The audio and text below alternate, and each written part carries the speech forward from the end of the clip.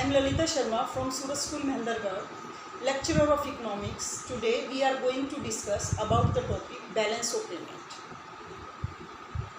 In the previous class हम दो classes में इसके अकाउंट बैलेंस ऑफ पेमेंट के कॉन्सेप्ट पढ़ चुके हैं.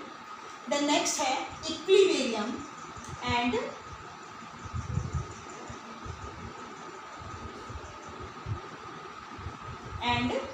disequilibrium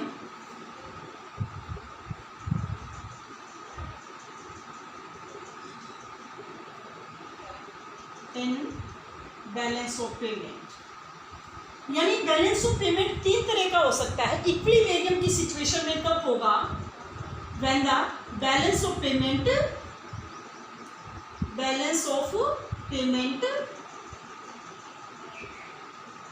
is balance. यानी बैलेंस ऑफ पेमेंट क्या होता है? Balance BOP. It means we have total receipts is equal to total payment of our country with the rest of the world. It means ये देखो balance of payment में दो terms होती हैं as a credit terms and debit terms. It means अगर credit terms ज़्यादा होगी debit terms से तो ये सरप्लस की सिचुएशन होगी. और अगर क्रेडिट और डेबिट टर्म्स या हम लिख सकते हैं कि balance of payment is a situation where credit terms is equal to debit terms. यानी डेबिट टर्म्स और क्रेडिट टर्म्स जहां पर दोनों आपस में बराबर होंगे, जिसमें हम चारों टर्म्स इंक्लूड करते हैं: visible terms, invisible terms, unilateral payment and capital transaction. अगर ये बराबर होंगी then these are called the balance of payment. और डिसइक्विलिब्रियम की सिचुएशन में दो कंडीशन अप्लाई हो सकती हैं. First is as a surplus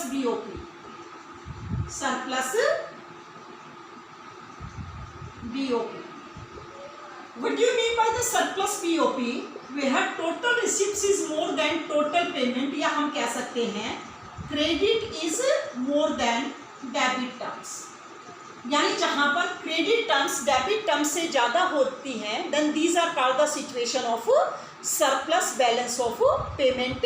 या हम कह सकते हैं कि वह total receipts is more than the total payment of our country with rest of the world then these are called the situation of surplus balance of payment. The third situation is deficit BOP.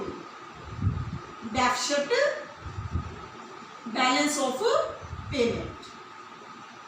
यानी it is a situation where total receipts is less then total payment of our country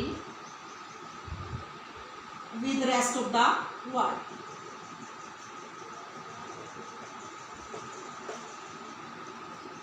right? या हम कह सकते हैं कि वह credit terms is less than debit terms. These are called the situation of deficit BOP. तो इनकी definition learn कर सकते हैं आप कि what do you mean by the surplus BOP, deficit BOP या बैलेंस ऑफ पेमेंट. तो इनमें हम डेबिट और क्रेडिट टर्म्स को इंक्लूड करते हैं. यानी मनी का आउटफ्लो होता है तो एज ए डेबिट टर्म्स होती है, और मनी का इनफ्लो होता है तो वो क्रेडिट टर्म्स यानी पॉजिटिव टर्म्स में इंक्लूड किए जाते हैं. कि हम विदेशियों को कितना देते हैं और कितना लेते हैं उसका जो डिफरेंस होता है these are called the balance of payment. और यही डिफरेंस तय करता है कि these can be deficit, surplus और बैलेंस ऑफ पेमेंट. अब देखिए बेटा इसमें दो टर्म्स आते हैं, दो आइटम्स आते हैं as a autonomous and accommodating items.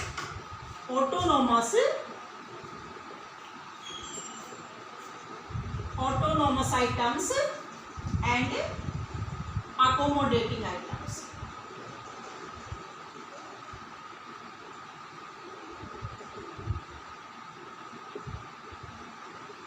इन दोनों में क्या डिफरेंस होता है? autonomous items यानी which refers to such BOP transaction which are undertaken for consideration of profit maximization. या which are done by the, यानी ये जो है ऑटोनोमस आइटम्स जो हैं वो प्राइवेट सेक्टर के द्वारा किए जाते हैं. और ये गवर्नमेंट सेक्टर के द्वारा किए जाते हैं। बस मेन डिफरेंस ये ध्यान रखना। तो प्राइवेट सेक्टर जो भी ट्रांजेक्शन करता है, यानी इसमें जो भी आइटम्स की ट्रांजेक्शन होते हैं, these are done by the private sector. And private sector it means can be transfers goods from one country to another country for the profit maximization. यानी autonomous items are those items which are done for the profit maximization या which are consideration for the profit maximization, but the accommodating transaction these are done by the government sector for the social welfare, not the profit maximization। तो ये social welfare के लिए किए जाते हैं, ना कि प्रॉफिट मैक्सिमाइजेशन के लिए किए जाते हैं। तो इट मीन्स इसमें प्राइवेट सेक्टर इन्वॉल्व होता है, इसमें गवर्नमेंट सेक्टर को इन्वॉल्व किया जाता है। प्राइवेट सेक्टर का जो मेन ऑब्जेक्टिव्स होता है वो प्रॉफिट मैक्सिमाइजेशन होता है, और गवर्नमेंट सेक्टर का जो मेन ऑब्जेक्टिव्स होता है वो सोशल वेलफेयर होता है। इट मीन्स जो ऑटोनोमस आइटम्स है वो बीओपी इक्विटी से रिलेटेड नहीं होते, यानी इसमें इक्विलिटी क्रिएट हो या अनइक्विलिटी क्रिएट हो, इससे उसका कोई भी रिलेशन नहीं होता। यानी इसमें सरप्लस की सिचुएशन भी हो सकती है और डेफिसिट की सिचुएशन भी हो सकती है, but the accommodating transaction related to the BOP equity, यानी ये हमेशा बैलेंस ऑफ पेमेंट में इक्विटी क्रिएट करने की कोशिश करते हैं ताकि बैलेंस ऑफ पेमेंट हमेशा हमारा बैलेंस बना रहे। यानी इसमें ऑटोनोमस आइटम्स में हम करंट अकाउंट और capital account, current and capital account दोनों को इंक्लूड करते हैं, लेकिन इसमें केवल कैपिटल अकाउंट को इंक्लूड किया जाता है, कैपिटल अकाउंट को इंक्लूड करते हैं। अब ये देखें बेटा, इसको हम क्या कहते हैं, autonomous items is also called the above the line item, above the line items, और इनको क्या कहते हैं, बिलो द लाइन आइटम्स।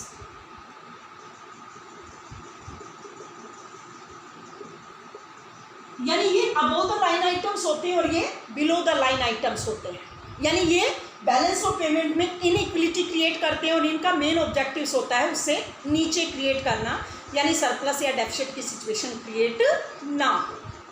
तो ये देखो बेटा, इसमें एक वर्ड आता है CAD, ये हमेशा ध्यान रखना, ये करंट अकाउंट डेफिसिट होता है, कभी भी कैपिटल अकाउंट डेफिसिट नहीं होता है, because the deficit situation can be, यानी ये क्या होता है, करंट अकाउंट डेफिसिट,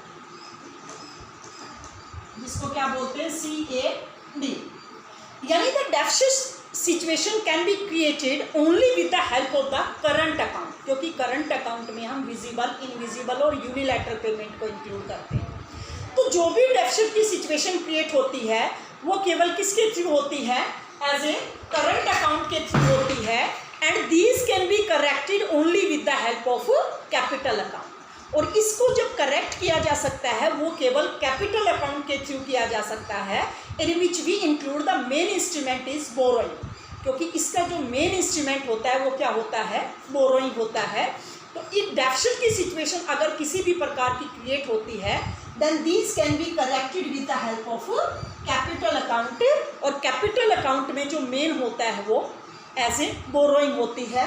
या हम इनके पॉइंट ऑफ व्यू से ले सकते हैं, जो डेफिसिट की सिचुएशन क्रिएट होते हैं वो हमेशा ऑटोनोमस आइटम्स के कारण होती है, and these can be corrected with the help of accommodating transaction, और इसको केवल हम अकोमोडेटिंग ट्रांजेक्शन के द्वारा ही दूर कर सकते हैं।